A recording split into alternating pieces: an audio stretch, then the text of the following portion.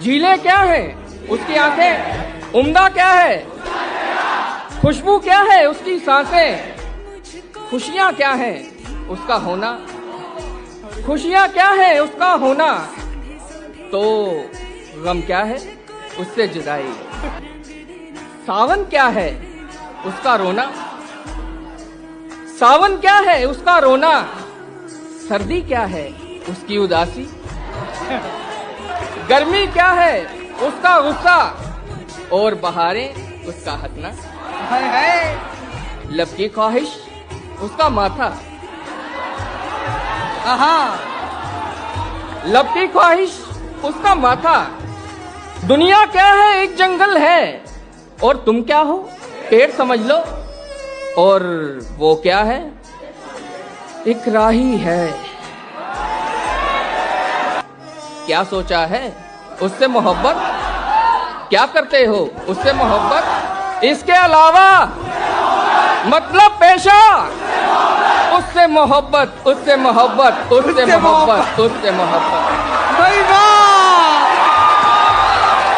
मेरा तो चलता रहेगा यूं ही रोना धोना, मेरा तो चलता रहेगा यूं ही रोना धोना, तू बता आजकल है दोस्त कहाँ होता है।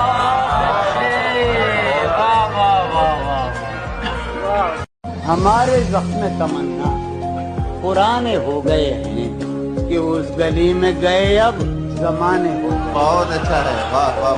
तुम अपने चाहने वालों की बात मत सुनियो, इन्हीं के बात तो नहीं सुननी, तुम अपने चाहने इन वाले हरामजादों की बात मत सुनियो, तुम अपने चाहने वालों की बात मत सुनियो, तुम्हारे चाहने वाले दीवाने हो गए। बहुत अच्छा है, वाह।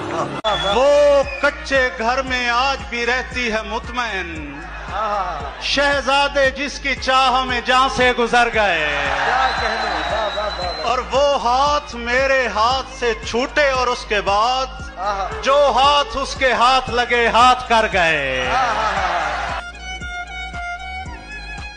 आपको कैसे पता चलता है कि आपका पार्टनर आपके साथ वफादार है या नहीं है?